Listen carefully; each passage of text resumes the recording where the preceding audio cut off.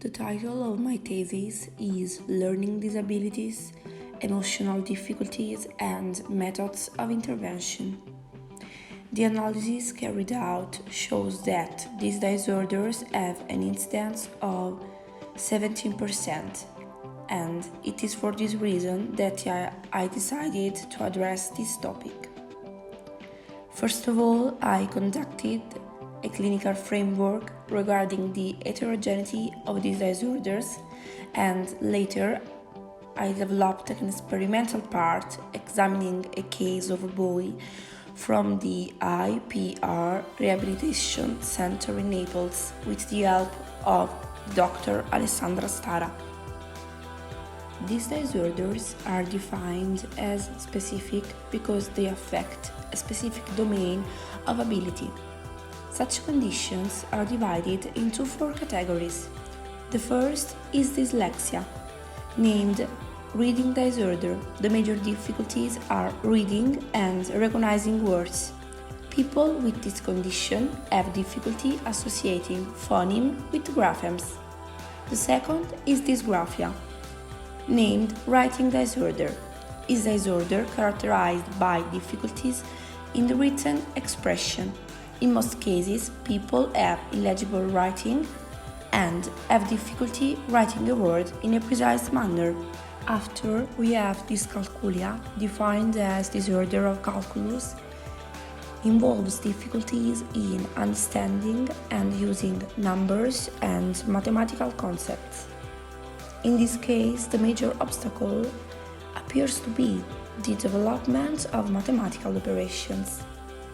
Finally, there is dysorthography, that is when the ability of phonological coding and spelling competence are compromised. It is important to underline that this disorder can also appear in association with each other. These are neurodevelopmental disorders, better defined as neurodiversity. The most interesting part of my work is the experimental chapter, where it was possible to refute what was explained in the previous chapters. In fact, thanks to the help of the therapists, I have taken into account both the patient's activities and his emotional reactions. The boy, whom I have the pleasure of meeting, is 22. Frequents the center for 8 years and presents a diagnosis of specific learning disorders, incomorbidity, that is, he has other associated disorders. In his case, the comorbidity disorder is represented by the attention deficit and hyperactivity disorder. We take into account that the patient follows different laboratory activities such as music therapy, art, and use of multimedia. However, the most interesting is that of the autonomies, where the boy, in collaboration with his colleagues, prepares the table, lunch, and serves meals.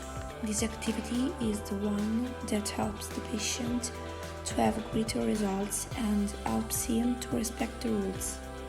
In addition, it is important to stress that therapists are an essential part of rehabilitation. Empathy and understanding are the 2 crucial aspects to take into account regarding the patient's emotional reactions.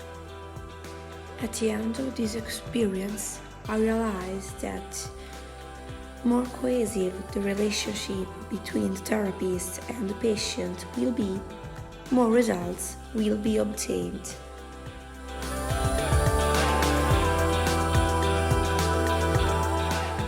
Moreover, I conclude by saying that I will never forget the possibility that I was given and the wonderful guy that I met, because he taught me so much. I hope I have conveyed the emotion I felt during my experience also in my thesis.